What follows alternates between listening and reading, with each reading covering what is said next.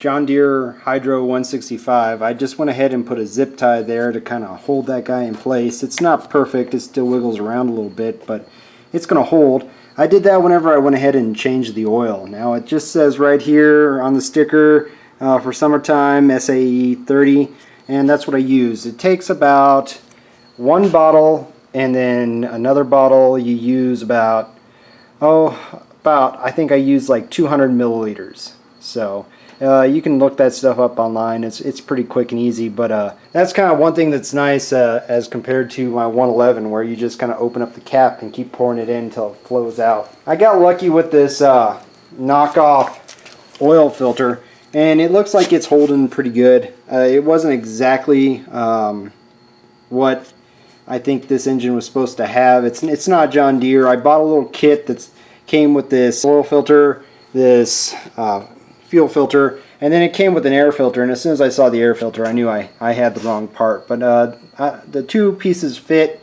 and then I just have some oddball air filter that I don't know, maybe I'll use, maybe I won't. Now that's all done, I'm going to go ahead and turn my attention to this mower deck. It looks like it spins okay. One definitely spins a little bit better than the other. This guy, you know, it doesn't make as much noise. But one thing that is kind of disturbing is it's got a lot of play in it. You know, so this one actually makes a little bit more noise.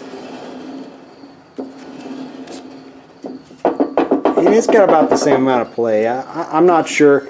I bought a kit for the John Deere 111, and this is what came in the kit. It just gave us a generic stock photo, and as soon as I saw it, I knew I had the wrong spindle for the mower deck, because that old John Deere 111 has only a 3-bolt flange, and this guy right here is a 4-bolt. And what you basically get is, you know, a belt to run the mower deck, a belt to that turns both blades, a new idler, and then these two spindles, and then 2 blades. Now one thing that's kind of nice about these is it looks like it has these self-clearing blades, I guess you would just call them, that make sure that nothing builds up underneath the spindle and gets down into the bearing surface itself. It has Zerk fittings, but the factory ones have Zerk fittings itself.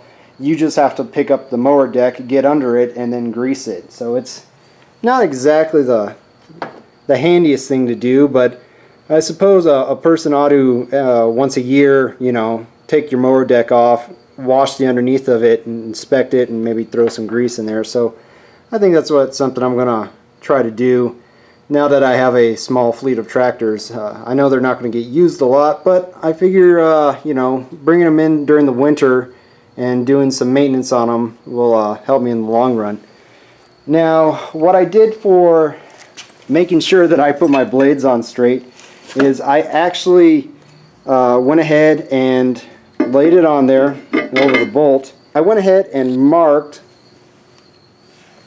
which directions that this blade is supposed to be gone after I go ahead and take it apart. One thing that was kind of weird is whenever I went to spin this the first time, I'm not exactly sure what this bar is supposed to do. Maybe it's supposed to be straight, I'm not sure, but it was bent in so far that it actually kept the blades from turning. So yeah, I'm debating whether or not just to go ahead and cut that guy off, or I could just bend it out of the way. I'm gonna go ahead and fix these skylights that I got going on here. Yeah. Man, this paint on these John Deeres is just atrocious. It feels like it's a little rusted through. You know, I'm going to have to grind that out. It looks like they probably nailed something pretty hard. Anyway, I'm just going to go ahead and I'll get some scrap and throw on there and send it, basically. But in the meantime, I'm going to whip out the impact gun. I'm going to break those off, and then we're going to get the spindle out so then I can switch to welding mode. I'm just going to end up doing a whole bunch of little tack welds. I got the surface cleaned up as best I could. It's pretty thin right there. I'm just going to do a couple of tack welds to kind of get it into place, and then I'm going to gently massage it with a hammer till it kind of forms around it in a curve. There's my 2 pieces of steel that I'm going to be using. They're like 14 gauge, I think. I went ahead and also kind of cleaned up the mating surface here for the spindle. So I got that done. Okay, so I'm just going to set up the welder here. This was set up for whenever I was doing that 2-inch receiver hitch for my 3-point on my tractor, so we definitely don't need it that thick. There's 14 gauge. I think I'm actually going to try just 16 gauge.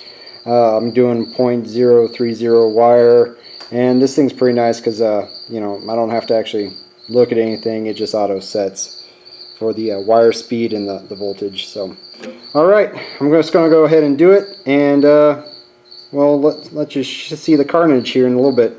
Okay, here we are. It's done. Looks like a bunch of booger welds.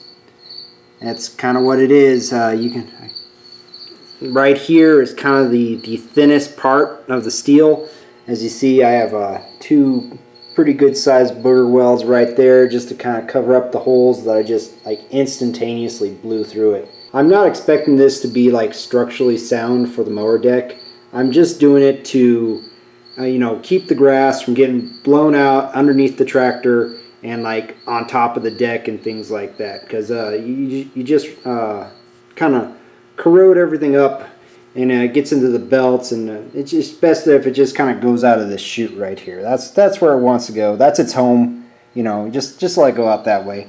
Now, if I was going to redo this, I would have just used one long piece of metal, but you know, hindsight's 20/20. It was pretty easy. I just went ahead and I did like a great big tack right here, and then I just pounded the hell out of it with a hammer.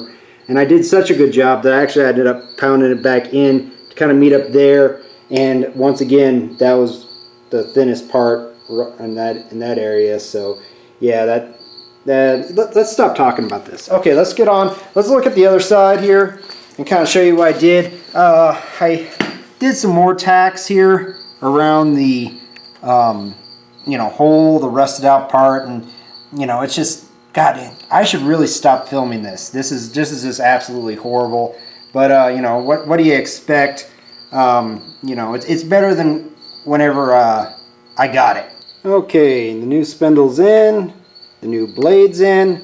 I had to reuse the nuts from the old ones. I did not have any metric this size. They come with bolts, but you got to provide your own nut and washers. So I was lucky enough. These are pretty good. But you know, putting them back on, I did put anti-seize on this guy, which ironically is standard, but these guys are metric. And so what you end up using is like that bolt right there is, let's see, 5/8, and then the smaller bolts I think are like a 13 millimeter or something like that. Let's check it out real quick. Let's see. Yep. Okay. Yep, 13 millimeter. So, like I said before, this kit isn't intended for this mower, but it looks like the spindles and stuff like that are really about the same. This blade is definitely got a different curve as compared to this old one right here. This has got a deeper, what I would want to say, like a sweeper to kind of move the air. This pan, you know, it's deep. This thing is about, I don't know, I'd probably say an inch longer on those blades than on this one. So it'll be interesting to see whenever I do my first mow if this is going to affect the way it discharges out the chute. You know, we'll just see. If I have to, I'll put these old ones back on. I'm going to go ahead and get this done. I did want to show you just one thing though. So we're going to spin that guy and that guy. Yeah, I think that's going to turn real nice. We got this idler put back on. This thing almost bit me in the butt. That whole, you know, not ordering the right thing for the mower deck struck its ugly head. So this is the old pulley, and while it's still turned, it's got some bad spots in it. You know, and every little pulley that gives off a resistance is going to sap the power out of your engine, and you're just not going to be able to work as fast. But what happened is that this spacer came in the brand new idler pressed in like that. So what I ended up having to do was taking this punch. Hold on, let me get situated here. I basically had to go ahead and take this punch, which has just the right shoulder for pushing it out, and it wasn't pressed in very hard. It was actually pretty easy to work out. But I supported the back side of the bearing here, the inner race. I think it's called a race. I'm not sure. That's probably wrong. Anyway, just go with me on it. It's been a long night. But I went ahead and supported this so that I didn't put any extra stress on the bearing and pop that guy out. So we were moving along. Now we're going to find out if the belts fit. So I'm going to go ahead and toy around with that, and I'll get back to you. So this is one last look at the mower deck before I flip it over. I went ahead and sprayed it down with some WD-40. That's why it's kind of got the wet look to it. I've heard that, you know, it helps with preserving the metal. I went ahead and painted the areas that I welded up just in black.